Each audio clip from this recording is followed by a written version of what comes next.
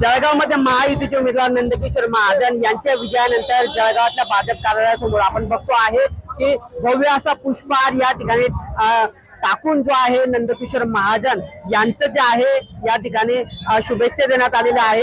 जळगावातल्या भाजपच्या कार्यालयासमोर आपण बघतो आहे की क्रेन मशीनच्या माध्यमातून हा जवळपास 40 ते 50 फुटांचा भव्य असा हार या ठिकाणी टांगण्यात आलेला आहे आणि तो हार या ठिकाणी नंदकिशोर महाजन यांना शुभेच्छा देण्यात आलेल्या आहे। अशा पद्धतीने या ठिकाणी भाजपच्या कार्यालयासमोर जर आपण बघितलं तर मोठी गर्दी जी आहे ती कार्यकर्त्यांची झालेली आहे।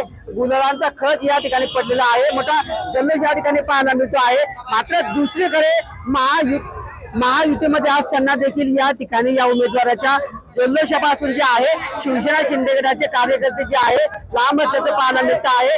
जिल्हा प्रमुख असतील किंवा बंडखोर उमेदवार रेश्मा काळे असतील या निवडणुकीमध्ये उमेदवार होत्या, मात्र त्यांनी देखील या निवडणुकीमध्ये माघार घेतली होती। मात्र तरीही या ठिकाणी आता नाशिकमध्ये गोकुळ गीतेंचा विजय झाला, त्या ठिकाणी विश्वासघात झाला आणि त्यामुळे या ठिकाणी जळगावमध्ये भाजपच्या उमेदवाराच्या जल्लोषाच्या कार्यक्रमात सहभागी होऊ नये असे नेत्यांकडून जळगावच्या शिंदेगडाच्या कार्यकर्त्यांना आदेश आल्याची आपल्याला खात्रीलायक माहिती आहे आणि त्याच आदेशाचं पालन या ठिकाणी केलं जात आहे आणि त्यामुळे शिवसेना शिंदेगडाचे कार्यकर्ते या भाजपच्या जल्लोषामध्ये सहभागी झालेले नाहीत, लांब असल्याचं पाहायला मिळतं आहे।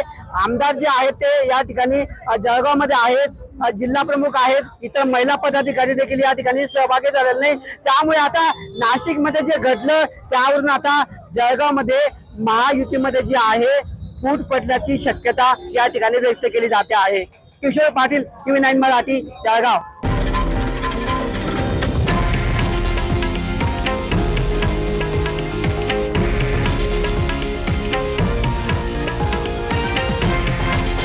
हे आहे देशातील नंबर 1 न्यूज नेटवर्क आणि आपण पाहत आहात TV9 मराठी, एकमेव।